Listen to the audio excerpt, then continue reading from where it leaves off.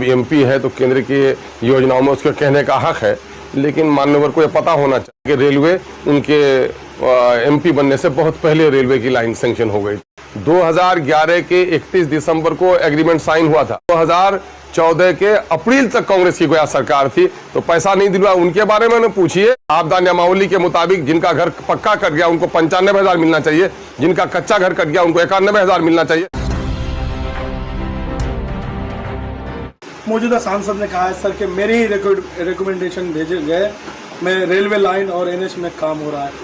अच्छा, अब उसके कहने का मन है जो कुछ कहे। अब सवाल ये पैदा होता है कि अब एमपी है तो केंद्र की योजनाओं में उसके कहने का हक है, लेकिन मान्यवर को ये पता होना चाहिए कि ये गवर्नमेंट की नेशनल पॉलिसी है एनएच की, और दूसरा है कि रेलवे उनके एमपी बनने से बहुत पहले रेलवे की लाइन सैंक्शन हो गई थी। अब जो काम हो गया सो हो गया, तो उसमें मेरी भागीदारी। जो नहीं हुआ उसके बारे में कुछ भी नहीं। अलीगढ़ का पैसा क्यों नहीं दिलवा सके, पूछिए ना उनसे। अलीगढ़ का पैसा, मेरा सवाल ये नहीं है कि वो इस सरकार से दिलवाएं। 2011 के 31 दिसंबर को एग्रीमेंट साइन हुआ था।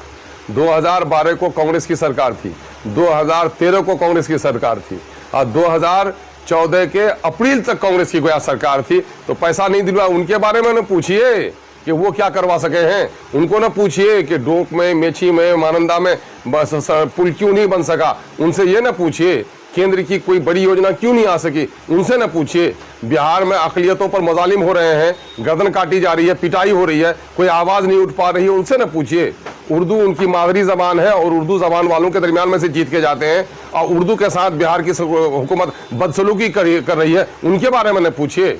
आपदा में केंद्र सरकार और राज्य सरकार की साझेदारी है, और आपदा नियमावली के मुताबिक जिनका घर पक्का कट गया उनको 95,000 मिलना चाहिए, जिनका कच्चा घर कट गया उनको 91,000 मिलना चाहिए। फूटी कौड़ी नहीं मिल रही है। अभी प्रयास करके मैंने कुछ लोगों को दिलवाया है, उस पर इनकी ना बात पूछिए कि ये इन योजनाओं में वो क्या कुछ करा रहे हैं।